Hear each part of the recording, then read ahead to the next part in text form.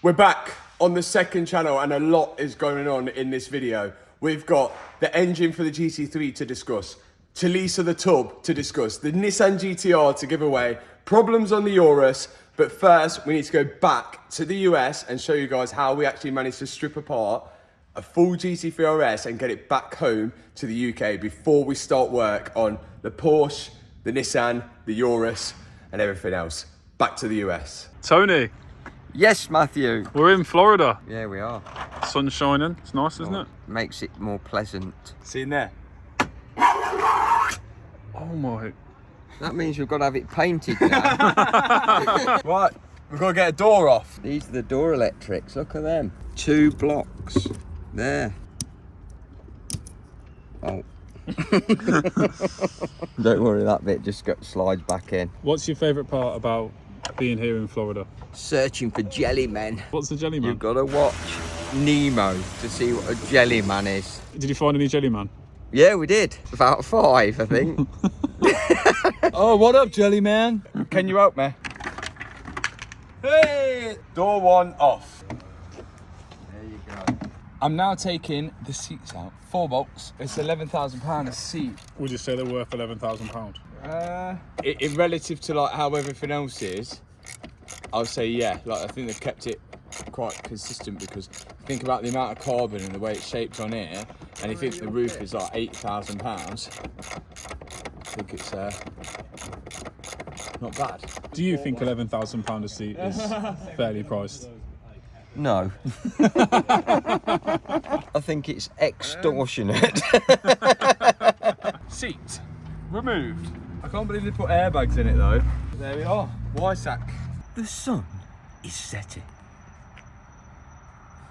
So now we're going to get the rare GT3RS inside. And here it is, inside its second habitat. I think you might call this the graveyard. Would you say it's a wise decision buying this car to rebuild? That was a stupid question. How much are these wings? I think you said about 15 grand. 15 grand. Yeah. So there's 20 grand here then, nearly. You'd have thought they'd made that out of carbon, wouldn't you? Yeah, they made it out of cheap plastic. That's not cheap. That's the most high quality plastic you can find. What kind of plastic they made that out of then? Aeroplane plastic. What aeroplanes are made out of plastic? Airfix.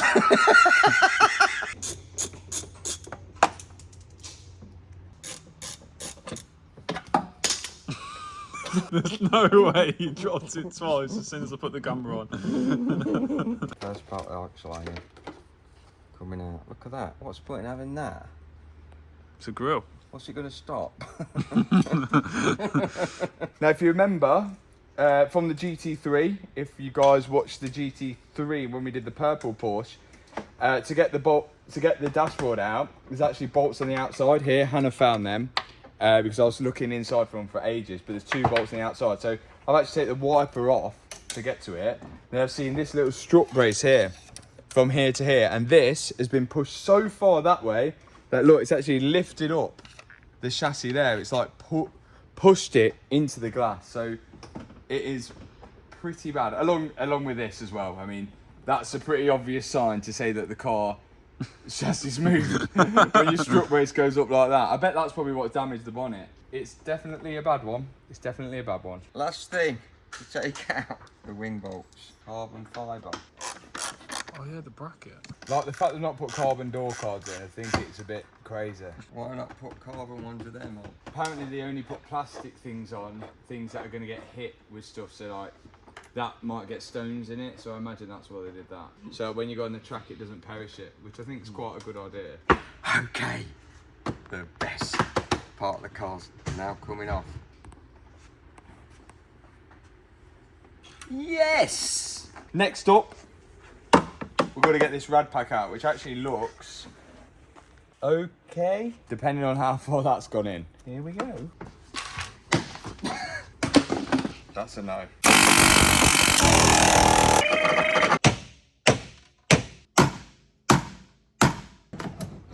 Yes. Seems good. Great. The cold air goes in, hot air comes out the back, and apparently those fins at the top stop it from the hot air from going into the back of the engine. Apparently. In your opinion, do you think they do? Okay, we've still got all of this to strip, all of this, but we need to get the engine back ASAP. That's going to be the first thing that we get back. So we're going over to the engine now. We don't really want to ship it like this, where it's all exposed. So we're just going to put a few more bits on it, plug up the holes, put it in a box, and send it first class straight back to the UK. Let's put this together. Let's go. First thing, baffle. It baffles the oil and stops it sloshing around. The GT3 apparently doesn't have this. So without that, all your oil would slosh to one side and maybe cause oil starvation. This stops it, creates waves. That looks good, doesn't it? Boom. What's your thoughts on the fact it's snowing at home, Tony? Great, I love the snow. You've just been moaning about I it. just love the snow. He's a liar.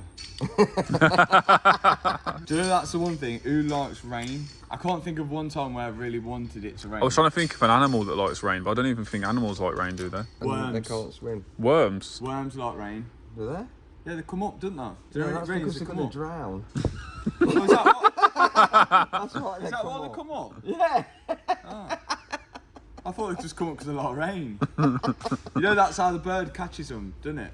When it rains. No, well yeah, when it rains, but they peck the ground like that. So then the worm thinks it's raining, and they're like, "Oh God, it's raining! I'm gonna drown." They come up and then boom, nicked. Oh, that's clever. Clever, isn't it? Evolution. Yeah. Right, we're not talking these as well. Just waited for a bit so people could comment like, "Oh my God!" But we're not talking them because we're going to take this off again when we get back to the UK. Don't get triggered. This is the oil pump. Right, bottom casing. Hey, yeah. You know how we see this like milky stuff? You can see like the milky stuff in there. Sometimes people panic when they see that on the underneath of the oil cap, and sometimes they're right to panic, but most of the time if you've got an Audi, then you shouldn't really panic, because I do get a lot of messages saying like, "Oh, this is on my oil cap, should I be worried, is my head gasket gone?" But a lot of the time it's just condensation, because the oil cap's not really like sealed that great, or just have a bit of condensation in the engine, so it's not actually that bad. It'll clear itself once you drive it, but some people do panic. But don't panic. The best thing about when you work on an engine, I find, one of my favourite things, is that you can do all the work, and unlike body work where like you can see it progressing and working, it's like you can do all the work of the engine and you never know whether you've actually done it right until you turn the key. That's what's the craziest thing about it. And then if you've done it wrong, you have to all come back out again and do it all again. Yeah, but that if you've done it wrong, that's when you go home. Because you mentally cannot taking it apart again for the second time. Sure. I don't know how they design all these engines. It's a bit mad, isn't it? I guess you'd have to go to college for that. You can drain it. I swear you went to college to study mechanics. Yeah, I did. I did level 2. This is a word of advice to people. If you want to learn how to mechanic, don't go to college. Honestly, you don't. But if you want to learn how to mechanic, just start mechanicking on your car at home, and you'll learn a lot more than going college, and also just YouTube stuff. Because when I went college to do level 2, I can't say there was much that I took in which was valuable. Name one thing you learned from college about mechanicking. PPE. And when have we ever put that into practice? Because you have to, do you know, like you can fail an exam if you don't write down what PPE you used to do the job. So like if you're doing a clutch and you write down, first I got out my 10mm spanner with my torque wrench and this, that and the other, and you go the whole exam and saying how to perfectly do a clutch, and you miss out the fact that you didn't wear goggles, gloves, bulletproof vest, whatever you need, then you'll fail the exam. So like that's the craziest thing. So in what garage have you ever walked into where they've all got ear defenders, eye cloths on? Even main dealers, they say they do it, but they don't. No. When you walk underneath a car, when you walk underneath a car, what are you meant to have? A helmet. No, it was goggles. If you're ever going underneath a car, you need goggles. And if you ever use a dugger, ear defenders on. Rubbish. Absolute rubbish. You're better off learning at home by yourself you'll have a lot more experience, unless you want to get a job that needs a certificate for that. Like working in a main dealer. Yes, but there is Photoshop, so you could Photoshop. So now he's saying don't go to college and commit fraud. Dab on the haters. Do you know what I would have liked to have done at college? What looked interesting, and they did it in the same bit as me. Bodywork. I thought you were going to sell like hair and beauty or something like that. No, but they did do hair and beauty at the same college as well, and you could get £5 haircuts if you let the birds. I bet they were terrible. It's like whether you want to risk it. Did you get your haircut there? Even the tutors there. My tutor tried to rob £500 off me. That says it all. Yeah. That says it all, doesn't it? The tutors only teach because they can't do it themselves. Oh my, he's going full send on college. Look, I'm saying if you were a bad boy mechanic, you'd be out there doing bad boy mechanics, not teaching people how to do it, would you? So, do you know, for all the people at home right now watching that probably go to college and are young lads? Oh yeah, I feel bad for them now. It's not that bad. You can learn a lot at college, but I would give it a 5 out of 10. So maybe college is a good place to start, Yeah, but do some extracurricular stuff at home and... yeah. I think we can come to an agreement there. But yeah, do some work at home on real cars. Yeah. Like your mum's or dad's. Are we putting the exhaust manifolds on? Oh, I could sell them to the Catman. Yeah, let's put them on. Business. Did you study business as well? No, you didn't want to see the type of people that study business. You're going in. I don't know about business. Do you know the business one? Feels like a waste of time. You just said that about the mechanics one. So a question I've got then, what's better, to go to college or go to university? I've got no experience in university, so I can't talk on university, but I can tell you right now it's a waste of time. If you want to be a doctor, you ain't going to be a doctor from just getting experience on working on your mum at home. Yeah, so like it's not Working on your mum. Yeah, because you said work on your mum's car. But... no. Oh, mum, I think you're ill. I'll prescribe you paracetamol. You know, like you've got to go to uni for that. So I think it depends on your job. We've got so many haters in this. We've come to the conclusion you can work on your mum's car, but don't work on your mum. Agreed. I think that's correct. Right, it's ready for dispatchment. Now we're going to try and put it on a pallet, send it back home. 2 days. Now, we need to get this engine with the exhaust onto this crate. I think it's too small. What do you think? No, I think it's going to fit bang on. Do you want to bet $20? Nothing's overhanging the crate. Nothing's overhanging. It'll fit. Oh. What do you think, Matt? It's going to overhang. It's not going to fit. Okay.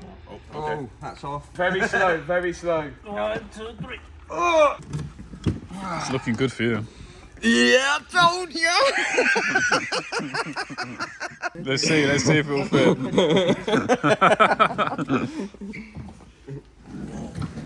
Oh. $20. Goes right in there, doesn't it? Perfect fit. Damn it. It is now on a pallet, and like this, we've got a new quote, £1,500, back home, 2 days shipping on an aeroplane, which I think is pretty good. I think that's pretty good. What about That is staying here. that?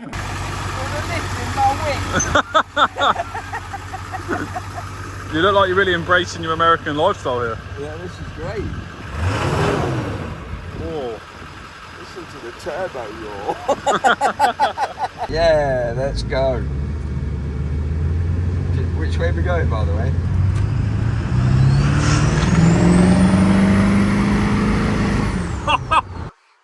America. Here we are. We've made it. For the viewers at home, what is this the equivalent of? B and Q. Or Wix's. This is like a dream for you, isn't it? Oh, this is great. You love one, don't We you? just take more. This is what you wanted to be, but instead of a mechanic, wasn't it? A carpenter. Yeah, I did, yeah. You're literally in your heaven right now. You're surrounded by wood. I am, yeah. I like the smell of it as well, don't you? Next up, bubble wrap. Yeah. As much of this as possible. Oh, we might need another trolley. No, we'll just stack it up. No, I don't need 4. I don't need 4. Look it on that. Just need one more. One more's needed. Nice. Good work, guys.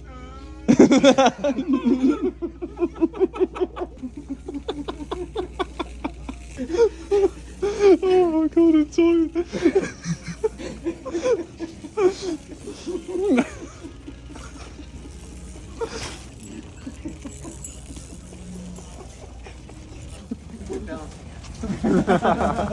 Oh, it's going, that is. That's going. Who's gonna go? That's going. How is it surviving?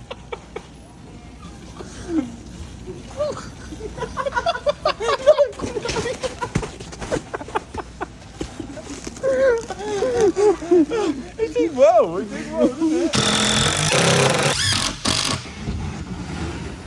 Look at that, should have been a cabinet maker. Good to go. Crate's built up.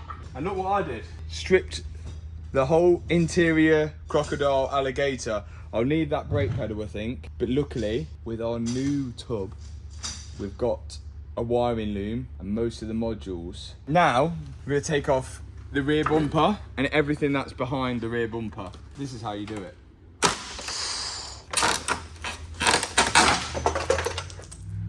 I win! Ugh. That's for the bin. Yes! Yay! What's good on this bumper? Yeah, so aero fin, parking sensors, camera. That's it. What about the back of the car? Rear crash bar. Rear crash bar. I think that's it. Great. 3/4 of a box made. Now we've got to get all this stuff. It's over here. There's no way all that's going in there. Here we go. We're making a suitcase pile because all the smaller and lighter stuff are going to go in these suitcases on the way home. So interior bits, little gubbins, engine ECU, brake discs, some suspension, all going in these cases. Imagine you picked up the wrong suitcase at the airport. You're like, oh, get home. Oh, I'll just put my clothes in the wash. Open up. Why is there a Porsche in here? About 10 grand going in here. There's one. Is this legal doing it? Yeah, because it's personal belongings. It's just like buying some shoes in America and bringing them home. But it's because it's for yourself and not for resale, it's fine. Oh my God, is that it? Is that it? That just filled the box. This has got to be the weirdest suitcase. Imagine when this goes through security, they're going to be going, what the hell? Yeah. Some people pack clothes. Some people pack suntan lotion. I pack a GT3RS. Look, on the GT3, you don't get these clicky paddles. And this is different to a GT3. You've got DRS button. And on the GT3, that's just like a multi-function button. You got lap time, drive modes, so like Sport Plus, track, something or other, traction control settings. Then you've got PASM, Porsche Active Suspension Management, and PTV, which I don't know what that is. Porsche TV. Oh, it's like TV Plus. It's Netflix. service. It's like yeah. Netflix Yeah, on yeah. that. Yeah, so that just changes your film. And the button is pause and stop. Okay, that takes up quite a lot of room. Oh, that's definitely heavier than 32 kilo. I think it's going to be really close. Yeah, I'm just checking. Like we're allowed 32 kilos, which is about 75 Pounds. I think it's on the. I think not it's bad. on the line. I feel like you're okay. I think it's just. feel like I think that's going to be just on. The problem is, if it is overweight and then they ask us, oh, can you take some clothes out? It's 7. We're done. You're good. Yeah, 28.5. Or was 29? 29. Oh, I guess they're 28.5. Light work, we're in. £5,000 to ship it all back home. Let's get it back home and ourselves, because we've got some more jobs to do there. And we're back now in sunny UK, really sunny. And we've got Declan, who won the Nissan GTR, and we're about to give it away to him, and I think he's pretty excited. 22 years old, and what car do you drive at the minute? I drive a Scirocco. A Scirocco? From a Scirocco to like an 800 horsepower Nissan GTR. Well, this one's going to be a good one for you, mate. Let's open up the shutters and show you the GTR. Oh my god. It is honestly such a sick car, but I am sad of getting rid of it as well. But it is so cool. How many tickets did you buy? I bought one. One ticket and you won that? Yeah, So one ticket. 995. 995 is insane. 995, it's got a GTR. And there you go. Thank you so much. If you do ever think about selling it, then you can message me, because yeah, I'm gonna miss it loads. Have you driven one before? No. Have you had any insurance quotes on it? Yeah, I got one quote from Adrian Flux. They wanted 26 grand. But then I've done an Admiral multi-car policy and managed to get it for the next 3 months until my Admiral multi-car policy ran out. Yeah. For 500 quid. Oh, that's not bad at all. So it isn't that So do you bad. plan on keeping it for a bit, or are you going to sell it? What's I your want to plan? keep it forever. You want to keep it for Yeah. so did I. So did I. Off it goes. What a car. Oh, it looks even better when it's moving. I'm not actually seeing it. That is a sick car. I hope you don't crash it. Buy GTR. Now we've got to fix something on the Urus. What a nightmare. Okay, we've had reports that the Urus is poorly again. Seems to be the most unreliable car at the minute. Hannah said on cold start, the car is misfiring. So we're about to test that out. We've not started it alright, we're going to test it out.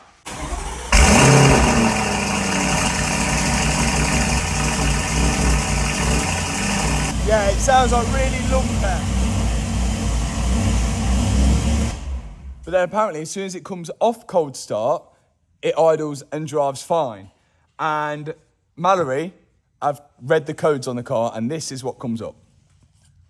And we think we know the fix. You think that this car, because it's misfiring, you think coil pack, spark plug, something along those lines, maybe injectors, but it's misfiring on every single cylinder. So it is very odd that it would be a spark plug on every single cylinder or coil pack on every single cylinder.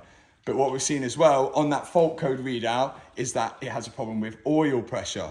And at the very bottom of the engine, which is going to be a nightmare, is one of these. And this is a solenoid. And when the car needs high pressure oil to the top of the engine, the solenoid opens up to allow the oil to get to the top of the engine. Now, if that fuel pump doesn't have oil, doesn't have high pressure oil, it will struggle to lift and it won't get as much fuel pressure. So we're thinking it's not getting as much fuel pressure. I mean, there's loads of different ways we could read it. I'm just jumping to conclusions. It's just the fact that it said that this is the problem on the fault reader, which we're hoping it is. We could read the fuel pressure to see what it's getting, but I'm pretty confident to say that it's the fuel pressure which is the problem, and it is the oil, which is why it's not getting the fuel pressure, which is crazy to think.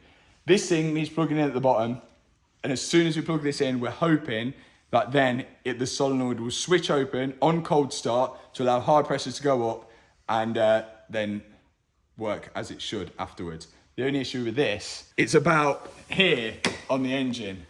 So we either get for it from the bottom or we get for it from the top. And then also, we don't know if it is this, it might be the wiring to this, which is the issue. Should we go from the top first, take off all this, and then we'll see how we get. Let's go. I can see it. Yeah, the wire's damaged. Okay, so good news is we don't have to take it out. Bad news is I've got to get to the wire and fix the wire. Wow. There's the damage, sort of. The good thing is that I diagnosed it correctly because the wires broke and that was it. And I was doubting my diagnosis. I was thinking, seems a bit weird that an oil thing is broke, but the fact that the wires broke, it kind of confirms it. Here's the problem. I don't know how that's happened. I would think maybe it's something that happened in the accident because there was a lot of broken wires and this is something that we've missed. Then over time, it's just worked its way apart. Good news is I don't have to replace the solenoid. But this goes onto the solenoid like that and plugs in. Bad news is, I've now got to repair a wire, which I can't get to because it is literally like up there. Only thing I can think of here is if I can somehow get that wire to go up and then make it longer, so then it's easier for me to get to it. Now I'm gonna have to strap it back somewhere, but let's see what we can do. I'm gonna have to try and get this wire out somehow. This is gonna be one of them videos where I know, like, if you skip forward, the whole front end will be off. Well, we couldn't get the front end off because there is a trim underneath this body kit which clips into the bumper and goes round to the arch. And to get that trim off, I've got to remove the body kit. The body kit's mandatory glued on, didn't want to do that. So instead, I ended up dismantling half of the car. And now though, look, I can get to the wires which are broken. So I'm going to repair them, and then I've somehow got to work out how I'm going to plug it back in and put all this back together. And if that don't fix it, you could then win a Urus. No, we're going to fix it. We're going to do it. So I'm going to repair these wires, put them on another plug, I think. I'm going to splice them in, do a little repair work. Let's go. Problem is, you know, if you solder it, I don't trust solder because it does crack. So every time I use one of these connectors, everyone goes, oh, they're not reliable. But you watch, this one won't be reliable. I've never had one, like, fail on there. So, like, and I know, like, F1 teams use all these connectors and stuff when they fix wires because they're more reliable than solder, especially on somewhere where it's going to get hot. So I know there's going to be loads of people that want it repairing another way and whatever. But, you know, so how I've done it. And I'm just filming it so you guys can moan at me. Actually, a lot of you will be like, oh, that's how I would have done it. Blue for blue. Seems good. Seems pretty good. I am hoping with everything that I've got, everything is crossed, that this is going to work. See if I can get this bad boy back in. Here it goes. Here we go. You ever seen that toy, Stretch Armstrong? Yeah, the little yellow man. Yeah, and the arm stretch. Yeah. That's what I need right now. I need my arm to just go down there and stretch. What the annoying thing is, I can see the plug, I can see where it needs to go, but as soon as I put my arm down there, I block the vision of where I'm doing it. So I'm just going by feel, and it is really, really hard. Oh. Go home. I can't get it to clip on. Oh, that was good. That was good. Yes! If that's not fixed it, thrown in the bin. Now I've got to put it all back together. You'll be pleased to know I've put back the car to a point where we can start it and see if it works. For my own mental health, I hope this works. Because if it doesn't, I'll be fuming. We've had some good news though. Declan, he got back home okay and he didn't crash a GTR. That is good news. So that is good. I think we're actually forgetting that we gave away a GTR like about 4 hours ago or something. And that's pretty cool. All we've done in that time though is fix 2 wires. Yeah, that's literally it. So now reality's going to set in for him when that car's sitting on his driveway. And I am fuming I don't have a GTR. But I will be happy if this works. Now, please work. Here we go. If this don't work, I don't even know what I'm going to do. I don't know what I'm going to do. I'm going to sit in the corner and rock. Are we ready? We're ready.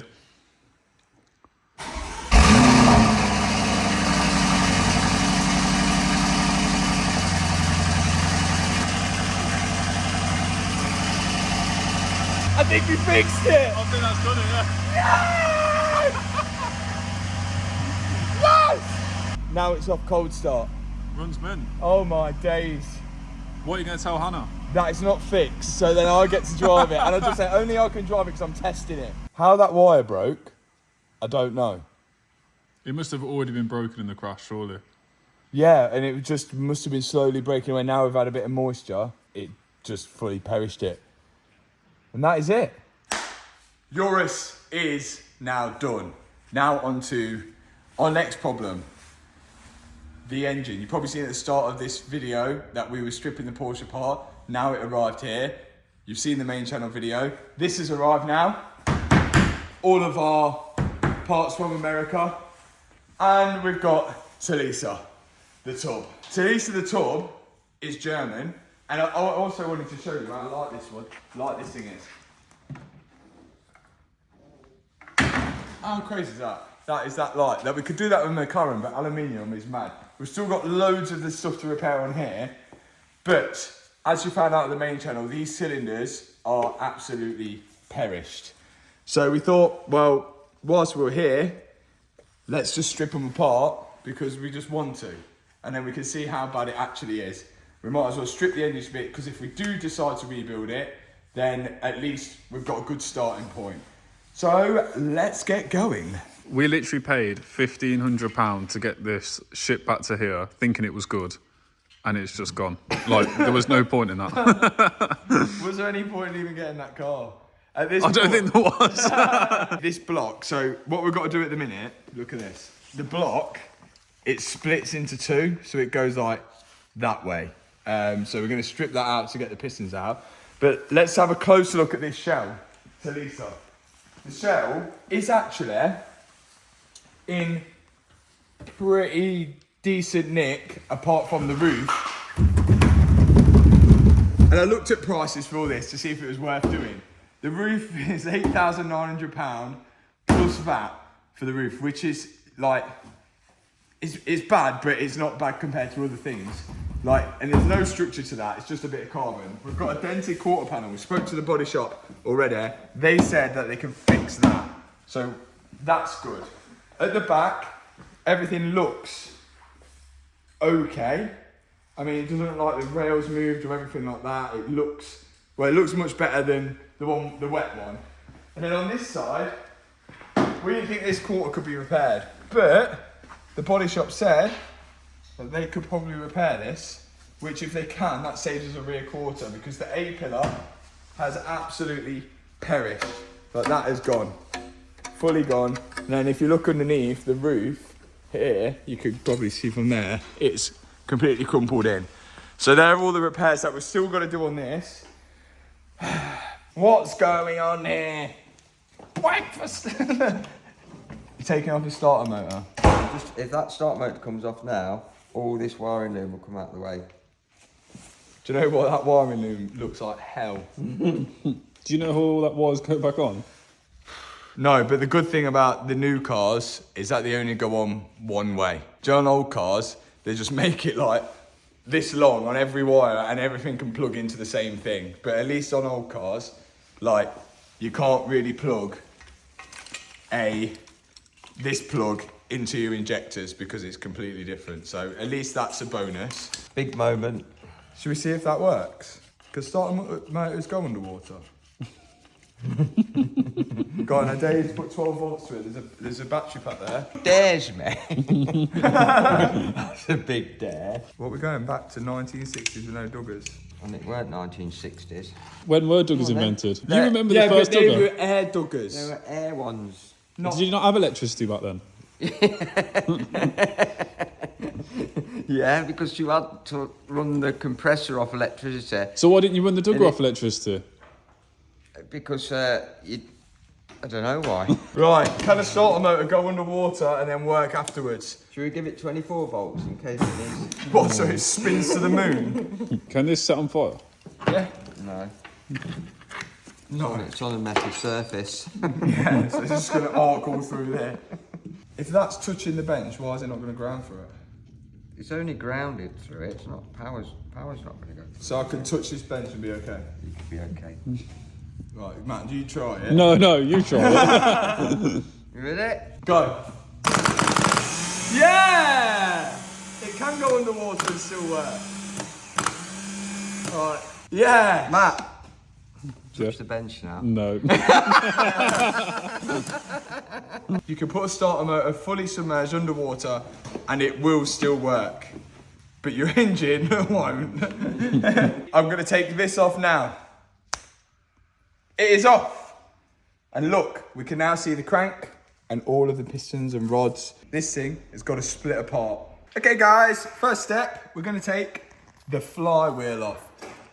I'd imagine this is gonna be really light because this car revs really, really fast and high.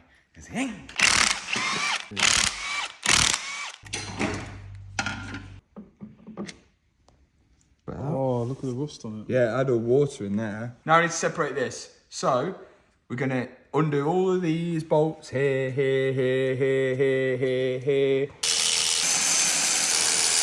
Look at that.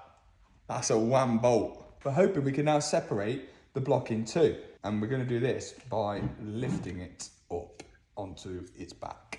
The way they do this at Porsche, what we've seen on the How to Build a Porsche, where they build the Porsches up from the factory and the little machine does it, they take the pistons off the con rods inside the cylinders. How they do that, I don't know. There must be a hole somewhere. What, they take that out, put a tool through there to then get a clip to turn the clip off, and then you must have to pull the... How the hell do you do that? We're going to be finding out soon. There's no way, like, we'd take it apart. I'm sure we can just lift it up. I'm excited to see this. Oh, yeah. Never seen the inside of a Porsche engine before. I don't think Neither many have people I. have, yeah. Oh, that'll go now. It's pulling the pistons out the bottom. Oh, is it? Yeah, it's pulling. Oh, so it's lifting, It's lifting the crank up. So if we can lever the crank back down, that would be sensational. There we are. What's funny? It's a good job this one ain't going back together. There's probably a load of Porsche techs watching this and absolutely crying. You can't take them out from the bottom. Keep going. It obviously don't come apart like this, does it? Yeah, it's getting stuck on the rings. They were all stuck, but like if you really kept yanking, it will get past it. But you've got to be. You know the piston, it won't come out the bottom Why? because of this. Of that. Oh, yeah. Oh yeah, it won't. Oh. Well, that's why then. That's why they put them in from the top, and you have to put the gudgeon pin in afterwards. But now what are we going to do? Because it's the rings. We've quite gone. sacrificed oil rings now. Well, it's gone. They're gone. We can't do it. We can't get them back in, can we?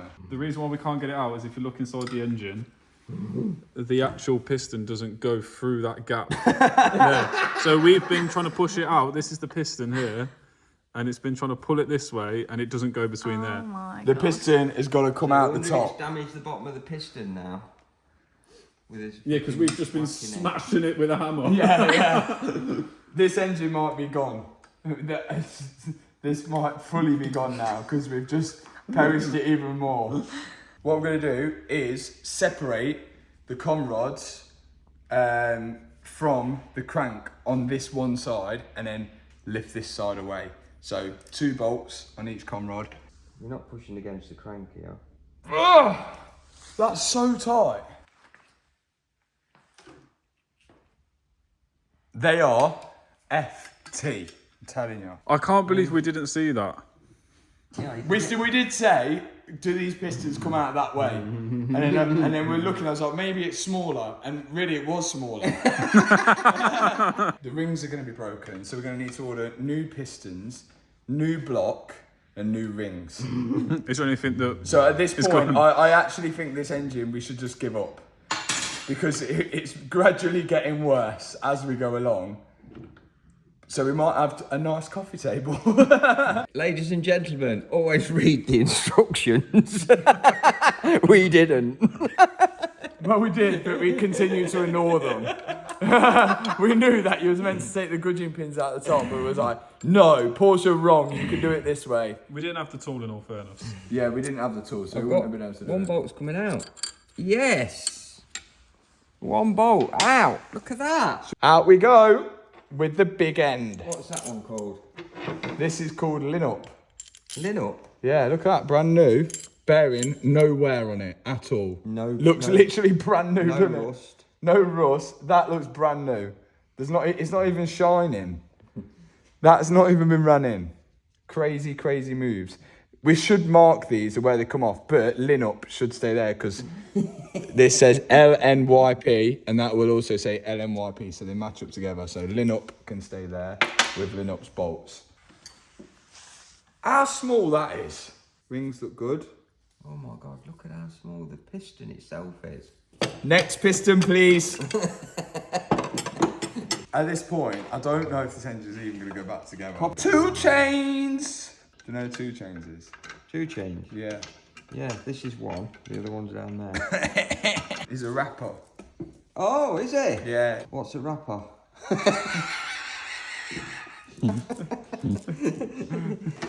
Do they do Christmas presents? Oh, dad joke. We've undone all the conrod caps now, so we can knock the piston out with the conrod attached, and then this block should split apart. Oh, look at that.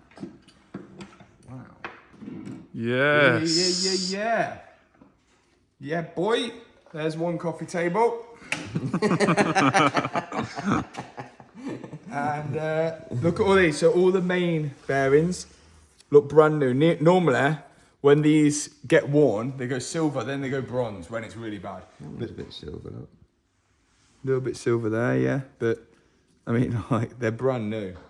Everything's brand new. The crank looks good. Oh my days.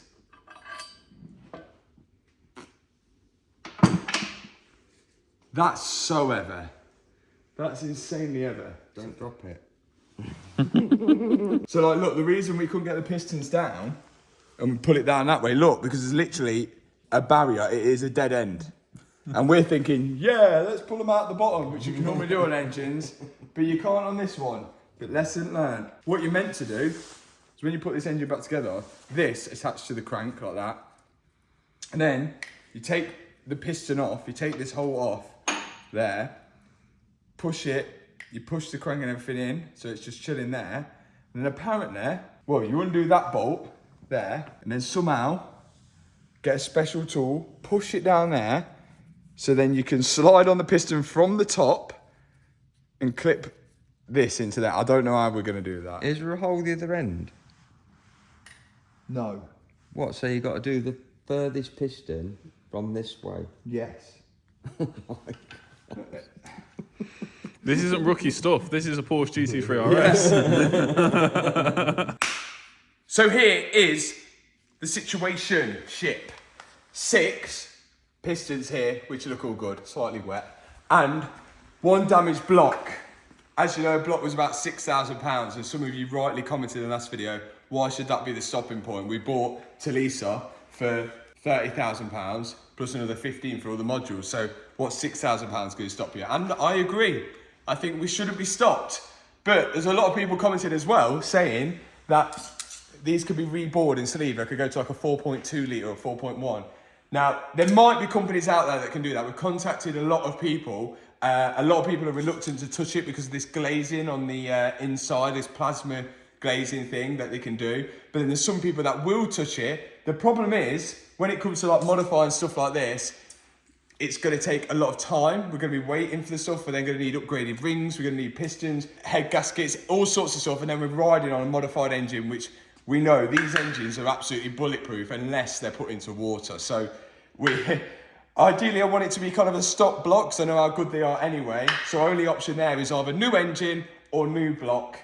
I'm sort of swaying towards the new block. Also, let's address some of the other stuff inside Talisa as well, which we had comments on the last video. And whilst we're there, you can also check out our new drop of t-shirts. Check out this, the Hard Work Beats Talent Worldie t-shirt, which we're making it worldwide from Florida to the UK to Germany, where Talisa's from. And my dad's got the purple GT3 t-shirt on. It's all like purpley coloured, well, purpley pink. That colour suits him, I think. Yeah, that suits It's a him. bit of a mixture in it between my one and the one we had. Isn't it like ruby stone red? Yeah, ruby stone red or something like that. That's pink. Okay, yeah, it's pink like the GT3. Come in here, Matthew.